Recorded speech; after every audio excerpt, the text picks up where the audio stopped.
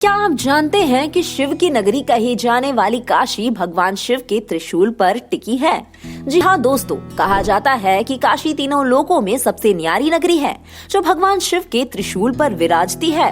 भगवान शिव के 12 ज्योतिर्लिंगों में शुमार काशी विश्वनाथ मंदिर वाराणसी में गंगा नदी के तट पर विद्यमान है। मान्यता है कि जिस जगह ज्योतिर्लिंग स्थापित है वह जगह लोप नहीं होती और वैसी की वैसी ही बनी रहती है। कहा जाता है कि जो श्रद्धालु इस नगरी में आकर भगवान शिव का पूजन और दर्शन करता है, उसको समस्त पापों से मुक्ति मिलती है। आइए आज हम काशी से जुड़ी पौराणिक कथा के बारे में जानते हैं। काशी विश्वनाथ से कई कथाएं जुड़ी हुई है, जिनमें से एक कथा है कि जब भगवान शिव पार्वती जी से विवाह करने के बाद कैलाश पर्वत रहने लगे, तब माता पार्वती को इस बात से बहुत नाराजगी हुई। उन्होंने अपनी मन की इच्छा भगवान शिव के सामने रखी। अपनी प्रिय की बात सुनकर भगवान शिव कैलाश पर्वत को छोड़कर देवी पार्वती के साथ काशी नगरी में आकर रहने लग गए। इस तरह से काशी नगरी में आने के बाद भगवान शिव यहाँ ज्योतिर्लिंग के रूप में स्थापित हो गए। तभी से काशी नगरी में विश्वनाथ ज्योतिर्लिंग ही भगवान शिव का निवास स्थान बन गया।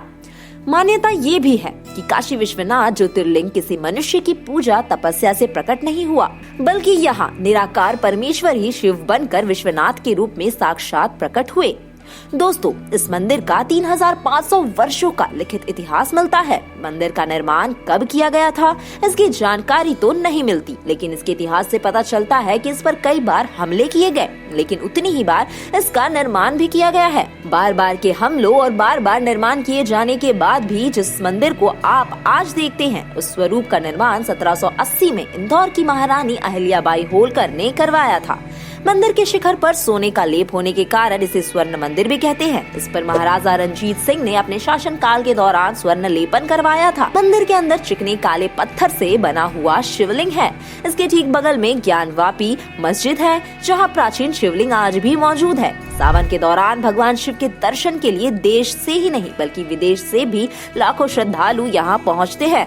इस मंदिर के दर्शन को मोक्ष प्रदान करने वाला माना जाता है। मंदिर का दर्शन करने वालों में आदि शंकराचार्य, संत एकनाथ, रामकृष्ण परमहंस, स्वामी विवेकानंद, स्वामी दयानंद, गोस्वामी तुलसीदास जैसे कई बड़े महापुरुष रहे हैं।